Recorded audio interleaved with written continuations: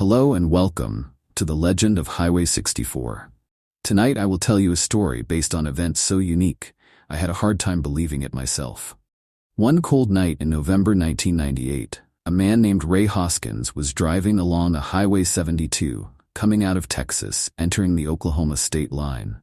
It was about 1:30 in the morning when Ray crossed over from Texas to Oklahoma, and he was driving about 13 hours that day so far. So he promised himself he would pull off at a truck stop after crossing the Oklahoma state line. As he kept on driving, his eyes were starting to feel heavy, sort of like lead in a Wally World sack. He started to yawn and wiped the tears from his eyes as he kept focusing on the road, but as he looks ahead, he sees a dark figure in the road. As he gets closer to it, it starts to vanish away until he reaches right where it was. Then it completely disappears into the dark night. His CB radio started to crackle and make static noise, then ever so slowly and breathy. The words "go back" was spoken quietly but very clear. So Ray picks up his radio and says, "This is Ray, can you repeat what you said?"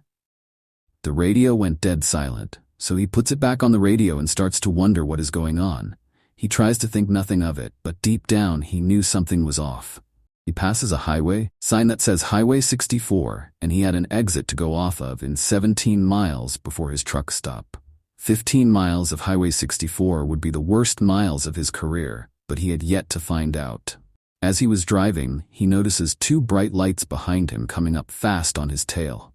So Ray moves over to the right lane so this truck driver can pass, but the mysterious trucker kept on following behind Ray. The truck driver that was behind Ray immediately moved over to the right lane and tries to move side by side, and as it sped up right next to him, Ray looks over and his blood ran cold. There was nobody in the driver's seat of the truck.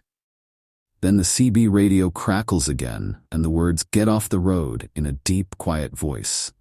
So having a driverless truck on the road meant one thing. The voice that filled the quiet air beforehand could have been the trucker from the past. The stretch of Highway 64 started to get foggy and trees closed in on the two trucks. Ray had to get off the highway before he was a victim of the road. The driverless truck started to drive ahead of Ray until he vanished completely into the distance. The CB crackled one more time before going dead silent. "You will? I thought, what does that mean?" Out of the darkness, a figure which looked to be a very tall human, but wasn't shaped how a man would look. The figure looked like a shadow, and it walked in the middle of the road, staring down the big truck, hauling down the road in the headlights. I swerved out of the way of the man in the road. I knew I needed sleep, and to get the hell off of Highway 64. The exit off was coming up before the truck stop that I planned to stay the night at. I start slowing the truck down to a steady 45 miles an hour as I pull off the highway.